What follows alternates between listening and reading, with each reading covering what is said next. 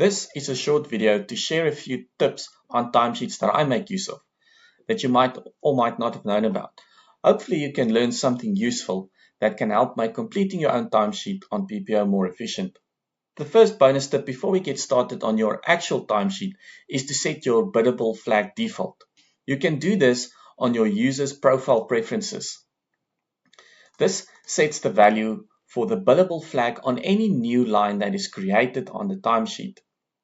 The majority of work I do is billable, so I make sure to always have mine defaulting to yes.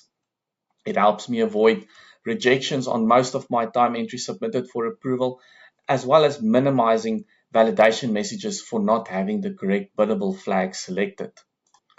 Our first tip is rather obvious, and it is related to items I updated during the week. Most of you would have already noticed that PPO will intuitively add any item you add or update in the current week to your timesheet. Below you can see a list of tasks that I've updated during the week. The only thing that's left for me to do is add the time I spent on each task, select the appropriate activity, and submit my timesheet. Tip number 2 is pinned items. I use pinned items for activities I book time to every day, like daily stand-up meetings.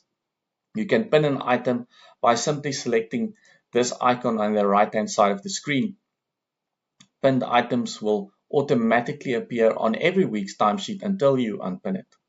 It also remembers and carries over the correct billable flag and activity to the subsequent timesheets, which will allow you to only add your time to any new time entries.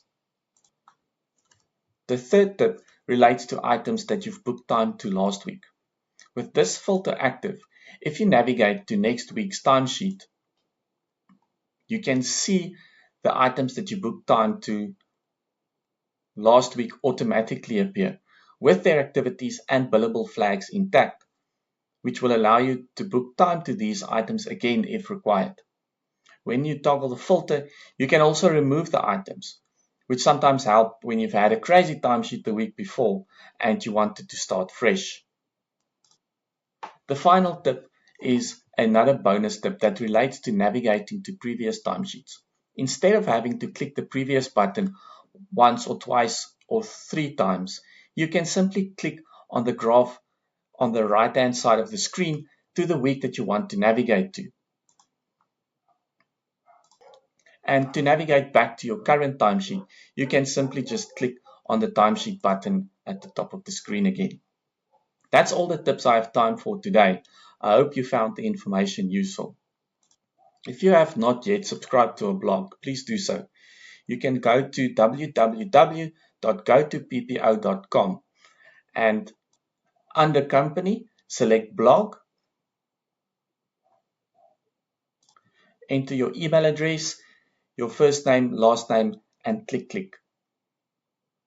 We share one news article a week which covers new functionality and features or any PPM related articles. Thanks again for watching. Have a good one.